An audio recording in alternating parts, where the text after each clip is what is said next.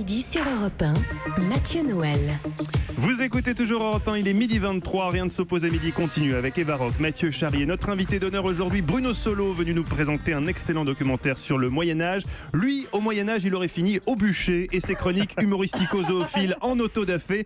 Au moment fatidique, le bourreau lui aurait dit « Abjure ta foi en Belzébuth et tu mourras pardonné !» Guy Carlier, Dieu soit loué, vous êtes né au XXe siècle.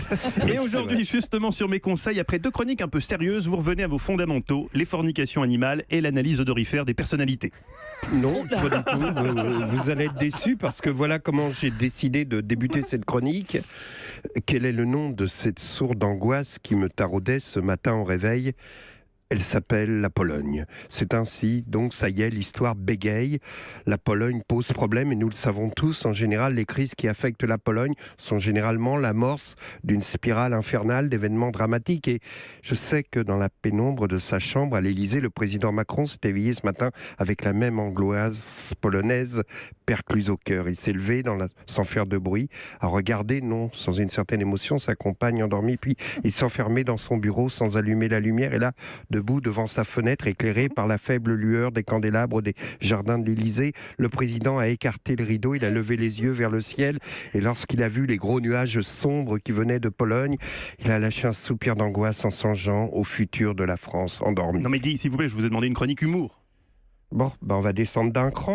Dans la pénombre de sa chambre à l'Élysée, le président Macron s'est éveillé ce matin sans la moindre angoisse. Il s'est levé dans la pénombre de sa chambre à regarder une certaine émotion. Sa compagne endormie, la bouche entrouverte, en s'attardant sur sa dentition parfaite, qui trempait dans son verre d'eau sur la table de nuit. Et puis il est allé s'enfermer dans son bureau sans allumer la lumière. Et là, à la table, à la lueur des candélabres des jardins de l'Élysée, Emmanuel Macron écarta un rideau et lâcha un paix de camionneurs polonais comme une réponse au défi venant de Varsovie. Eh bien oui, vous vouliez du frivole, alors pour joindre l'utile à l'agréable, et puisque nous parlons histoire avec Bobby Solo, oui j'appelle Bobby Solo en souvenir d'un vieux crooner italien, traitons d'un sujet moins futile qu'il n'est paraît, les paix des présidents, une chronique écrite en collaboration avec Franck Ferrand, intarissable lorsqu'on lance sur le sujet, qui vous parle avec enthousiasme des paix de la Pompadour aux effluves de faisant des chasses royales, parfum relevé que donnait la fistule aux flatulences de Louis XIV, mais j'étais obligé de réfréner son enthousiasme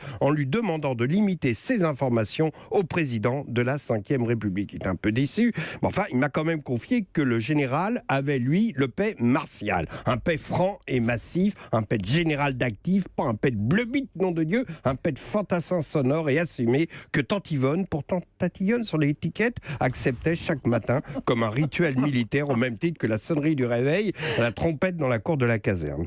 Pompidou, qui lui succéda, n'inspira guère Franck Ferrand. C'était Mathilde Dupin non assumé. Il attendait que Madame Claude se rende dans la salle de bain et balançait un vent sonore qu'il cachait d'une toux grasse qu'il dissipait à grands mouvements de drap. Giscard, lui, avait le paix aristocratique et faux cul qu'il cachait sous une petite touffe forcée, un chapelet de perles qu'il lâchait au rythme de ses expectorations. Familier des chasses présidentielles, évidemment, Giscard adorait le gibier. Et ça, évidemment, le gibier, déjà à manger, c'est fort, mais quand on le pète... ça, vous allez le garder. Je vais vous la refaire pour que vous la gardiez. Déjà, le gibier à manger, c'est fort, mais alors à péter... Alors, hypocritement, dès qu'Anémone revenait dans la chambre, au moment où elle percevait l'odeur du cerf à la Versaillaise, il disait « Dites-moi, cher ami, votre caniche se laisse aller ». François Mitterrand, lui, libérait un souffle silencieux, une espèce de mousseline soyeuse, mais il ne parvenait pas à cacher le plaisir que lui procurait cette libération. Et on voyait que tonton pétait lorsqu'il entrouvrait la bouche et restait silencieux, figé dans un demi-sourire de bien-être. La discrétion sonore ne pouvait malheureusement masquer les fragrances résultant du banquet de la veille, notamment lorsqu'il recevait à dîner à l'Élysée le nonce apostolique avec lequel il partageait une véritable passion pour les quenelles sauce Nantua. D'ailleurs, Madame Pinjot l'a écrit dans ses mémoires. Lorsque François me rejoignait dans la nuit après un dîner protocolaire, le lendemain matin, je lui disais « Ah, hier soir, tu as dîné avec le nonce apostolique ». Il n'a jamais compris comment j'avais deviné.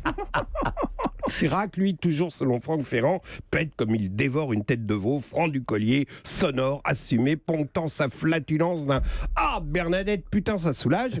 Mais voici que s'achève le temps qui m'est imparti. Il en manque encore deux, Nicolas Sarkozy et François Hollande. Ce sera pour demain, Mathieu, voilà. Car les grandes fresques historiques se font toujours en 2 épisodes. Vous le savez.